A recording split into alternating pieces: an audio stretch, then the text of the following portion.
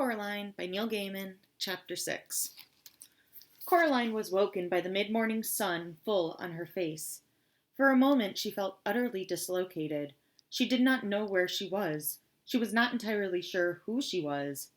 It is astonishing just how much of what we are can be tied to the beds we wake up in the morning, and it is astonishing how fragile that can be.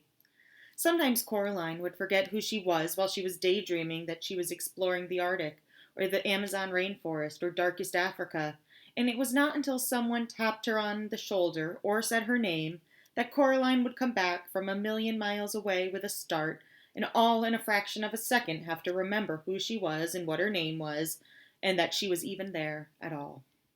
Now there was sun on her face, and she was Coraline Jones. Yes, and then the green and pinkness of the room she was in the rustling of a large painted paper butterfly as it fluttered and beat its way about the ceiling, told her where she had woken up. She climbed out of the bed. She could not wear her pajamas, dressing gown, and slippers during the day, she decided, even if it meant wearing the other Coraline's clothes. Was there another Coraline? No, she realized. There wasn't. There was just her. There were no regular clothes in the cupboard, though. They were more like dressing-up clothes, or, she thought, the kind of clothes she would love to have hanging in her own wardrobe at home. There was a raggedy witch costume, a patched scarecrow costume, a future warrior costume with little digital lights in it that glittered and blinked, a slinky evening dress all covered in feathers and mirrors.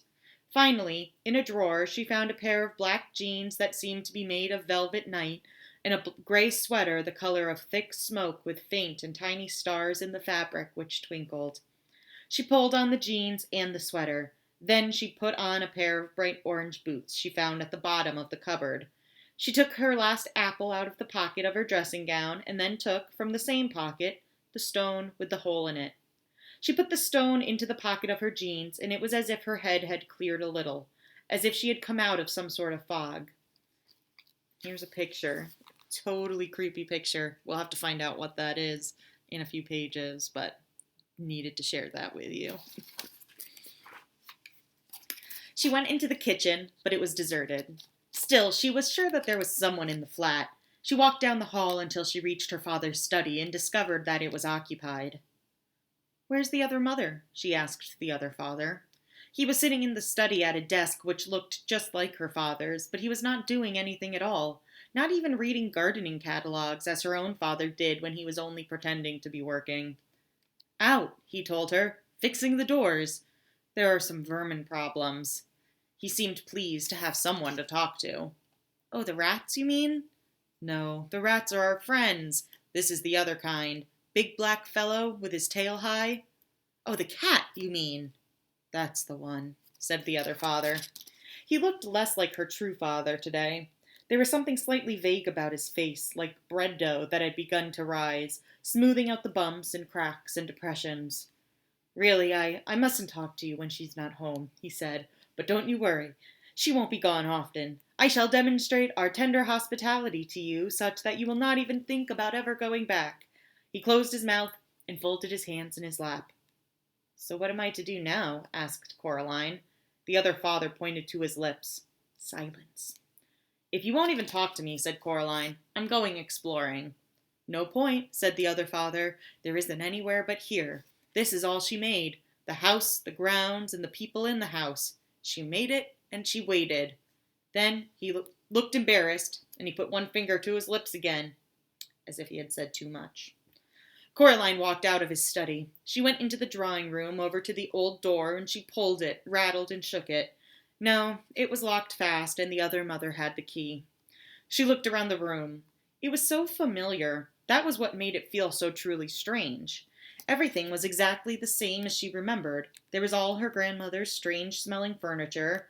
There was the painting of the bowl of fruit, a bunch of grapes, 2 plums, a peach, and an apple, hanging on the wall, and there was the low wooden table with the lion's feet and the empty fireplace, which seemed to suck heat from the room. But there was something else, something she did not remember seeing before, a ball of glass up on the mantelpiece. She went over to the fireplace, went up on tiptoes, and lifted it down. It was a snow globe with 2 little people in it. Coraline shook it and set the snow flying. white snow that glittered as it tumbled through the water.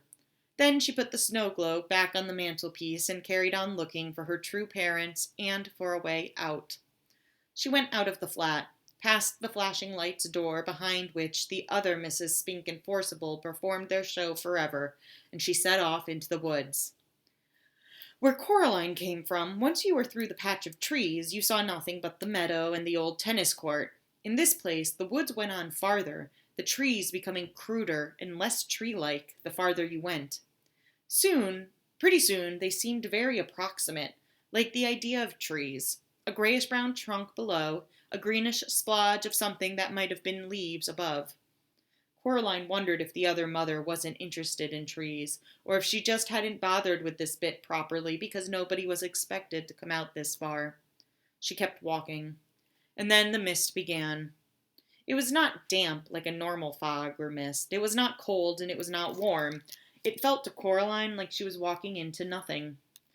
I'm an explorer, thought Coraline to herself, and I need all the ways out of here that I can get, so I shall keep walking. The world she was walking through was a pale nothingness, like a blank sheet of paper or an enormous empty white room. It had no temperature, no smell, no texture, and no taste. Well, that certainly isn't mist, thought Coraline, although she did not know what it was. For a moment she wondered if she might not have gone blind. But no, she could see herself, plain as day. But there was no ground beneath her feet, just a misty, milky whiteness.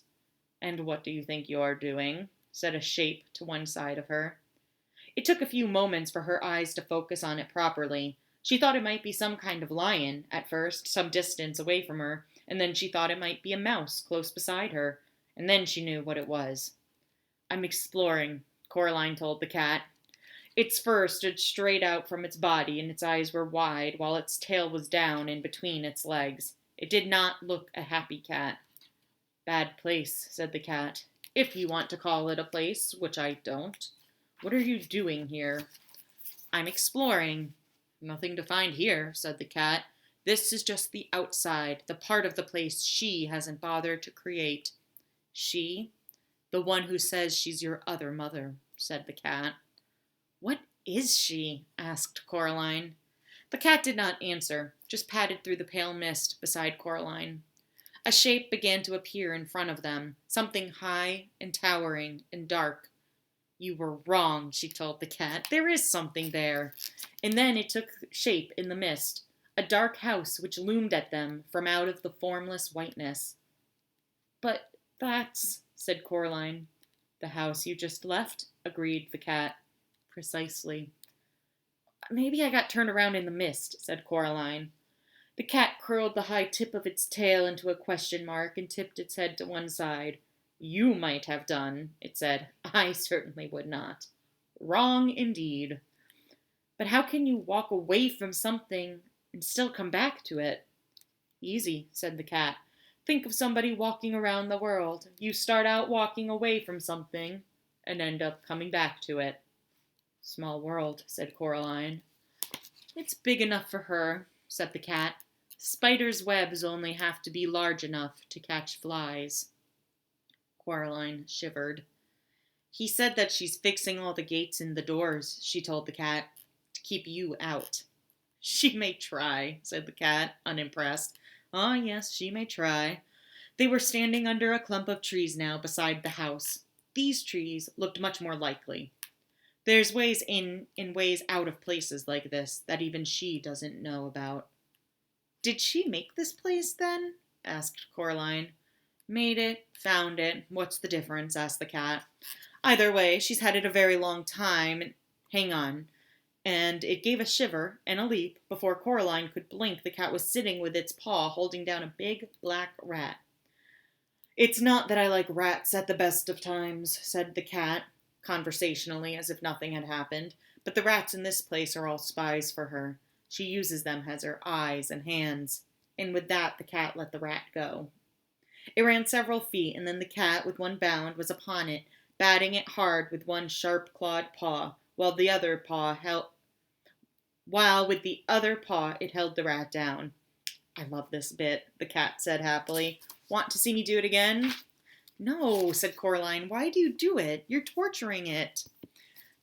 Said the cat, and it let the rat go. The rat stumbled, dazed, for a few steps, and then it began to run. With a blow of its paw, the cat knocked the rat into the air and caught it in its mouth. Stop it, said Coraline. The cat dropped the rat between its two front paws.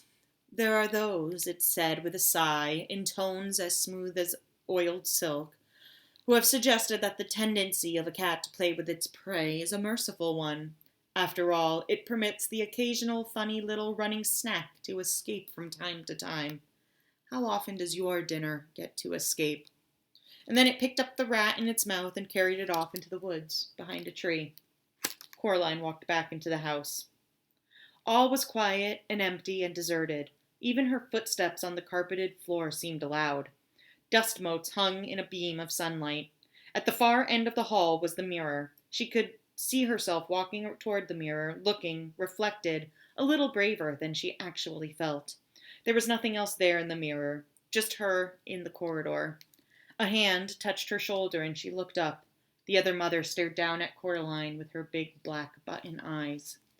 Coraline, my darling, she said, I thought we could play some games together this morning now you're back from your walk. Hopscotch? Monopoly?